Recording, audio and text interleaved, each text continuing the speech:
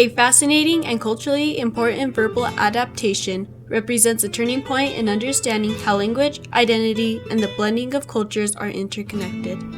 In the San Luis Valley, Spanglish is a fascinating mix of Spanish and English that reflects a significant shift in language and culture. It presents difficulties in keeping traditional languages alive, but also open doors for sharing and adapting culture, just like the region's history and evolving identity. This documentary tells the stories of people who have lived in the San Luis Valley for several generations, offering a deep and unique narrative about their journey. This is their story. My mom and dad mostly spoke Spanish to each other and to relatives, but to us it was like broken up. It was like you say, Spanglish. With me, it was all Spanish at first. Yeah. Because my grandma lived with us, and she didn't know English. So, in my mom and dad communicating to her, it was all Spanish. And so Spanish was the first language I learned. And then, I guess, somehow Mom would throw English in there because she knew we had to go to school. But Spanish was mostly what we spoke. They always spoke Spanish at home. Growing up. Yeah. My dad said very little in English. Yeah, he understood it, but he didn't use it very much.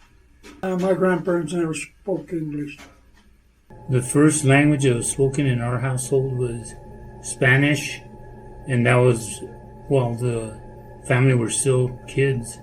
And the reason for that is because my parents wanted to make sure that their kids learned the Spanish language. And then when I actually did go to school, I found that classmates that didn't speak English, that spoke only Spanish, had a lot of trouble with some of the teachers that didn't speak Spanish. And the result was them being punished for misbehavior. That was considered misbehavior. And the other thing that happened to them is they were put into special ed classes because they were thought to be not intelligent kids. When my parents moved to California, wow. The teachers, they wouldn't hear you. You couldn't use any Spanish whatsoever. You had to use English. It was all English. Yeah, I remember I knew a little, because I knew Spanish, but when I started school, one teacher hit me because I said Spanish word. And I never told Mom and Dad. I never told them. Spanish was the language was spoken at home. Then when I went to school, I learned English, actually quite easily. And that was the same with my older sister. She spoke Spanish, and then when she came to school here, as a first grader, she met a little girl that didn't speak any Spanish. And so she learned English from her, and the little girl learned Spanish from Virginia. So at home, we spoke strictly Spanish. And the Spanish that my father spoke was amazing. Because the people in this area came from what we call the 12th century golden age Spanish. The Spanish that Don Quixote is written in. Well, the first time I ever heard Spanglish was from my parents. And I think they did that in an effort to teach us English at the same time. Teach us the meaning of some words in English and match them with Spanish words. El pickup, that's Spanglish. Or instead of el camión, el carro.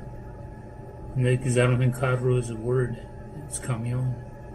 And there was other words that were used like that. And the language was not, it was not legal. It was not, how you say, you know how you write everything in English on paper that's legal and all your deeds and everything? Well, they didn't have that access. So a lot of the deeds that were written, they didn't understand. So they lost a lot of things. They lost a lot of land. And so then someone wised up and said, well, we need to learn this language, And my father, we would speak Spanish at home, but he better not catch anyone telling him that we were speaking Spanish at school, because that's where you went to learn, and you went to learn English, and you went to learn how the system went so that you could work in it. to me, our language has always been part and parcel of our identity. I think that's how it started, right?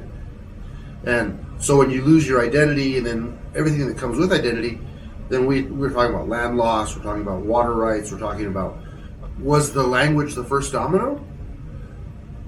Honestly, I think you could argue that it was. So there was Nahuatl, right, which is indigenous, Tewa, indigenous.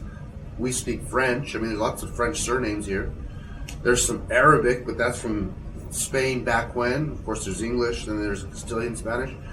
So, like, we're the only ones that speak this dialect in the entire world, maybe in the entire universe, which is pretty darn cool if you think about it. So in that regard, I don't think it's detrimental.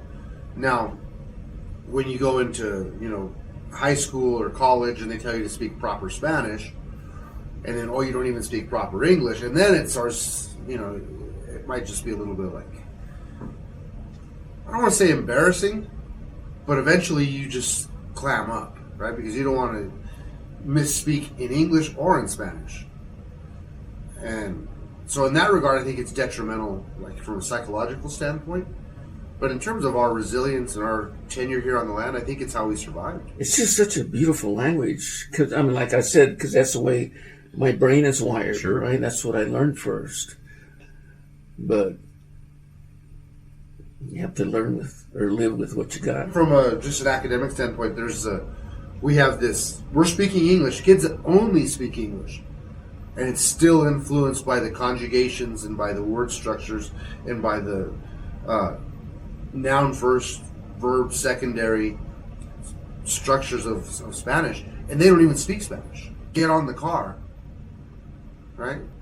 That's English. Doesn't make any sense to anybody else but us. Right? But to us, it's súbense, right? Get on. Because that's what our grandparents told us. Súbense, get on.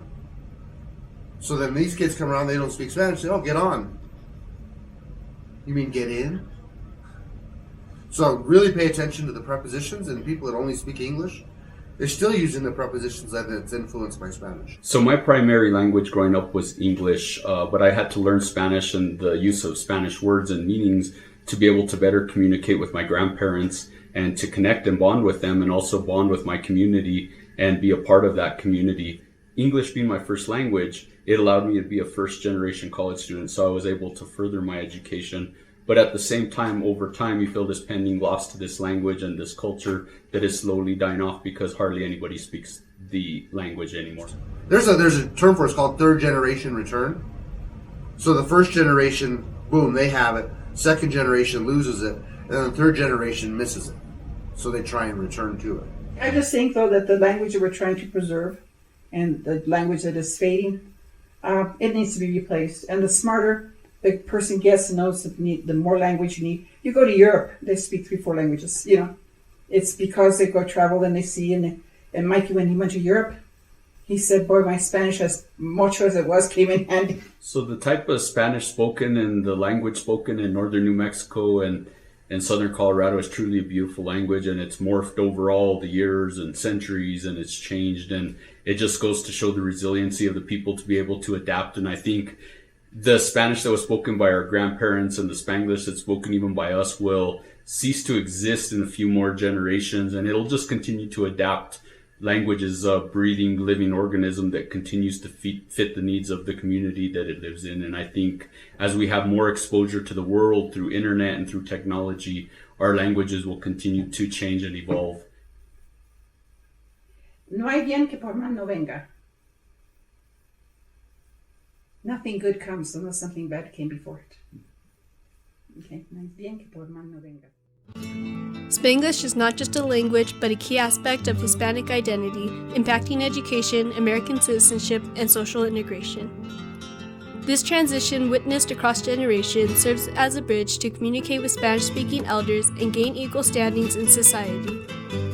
Despite differing views, it marks a turning point in Hispanic culture towards American citizenship and promotes identification with an ever-changing world.